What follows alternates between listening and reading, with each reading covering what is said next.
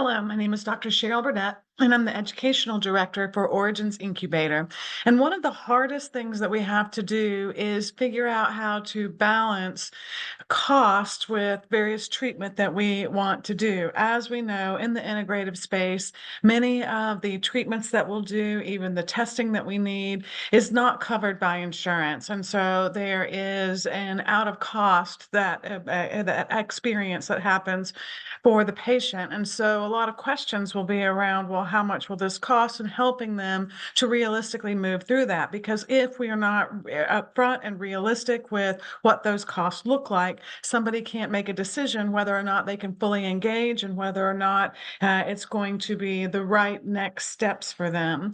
However, we all wish that we were able to do this for free and that there was no cost to healthcare, but it's just not the reality that we live in. And so figuring out ways to be as clear as possible about that become quite necessary. So what happens when somebody has a chronic debilitating condition and yet they come to us and say, I'm just very much struggling in terms of finances around being able to handle the illness that I'm in. They're working to figure out testing as well as supplementation, maybe various other procedures that they need as well.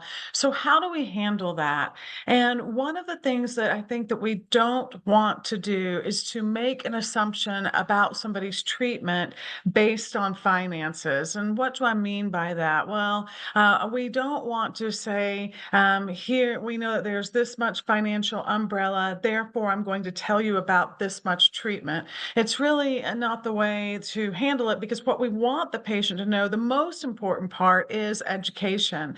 And there's education around explaining, here's what we would do if we could do everything possible, and really outlining what that faster track looks like, and outlining the tests that would most likely be necessary, the amount of supplementation that would be necessary, and how long it would take, so that people can make a realistic assumption for themselves where they're at. Oftentimes people have other resources, have community, and really they want to make that commitment to their health. So judging, where we think they're at is really not the fair way to go about it. So explaining what is the top tier in terms of what would that look like if we could do everything, if we could move at a fast pace, and then talking about, and all right, what is a more basic option, and how might that slow you down, and why that would mean that we don't necessarily know exactly what's going on, what confounding variables are added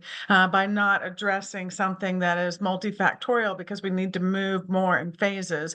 And so just having that direct, honest conversation with the patient is really important, and then let them decide. And now, if they do decide they're in a spot where they need to do something more basic, at least they know that there are other options. And so if they're not responding like they would expect to, they do know that there are next steps, because not making a patient aware of all the tools that we have it is often harmful, because if they don't know, then they don't know to come back and say, I didn't respond to that, but I know that you said there are other logical next steps if that wasn't the direction that we needed to go in. So I think that when we talk about treatment, even when somebody says, that when they're talking to us about basic financial needs, really letting them know what is going to be required for that optimal care is important, so they understand that that's an option. And if it becomes available to them,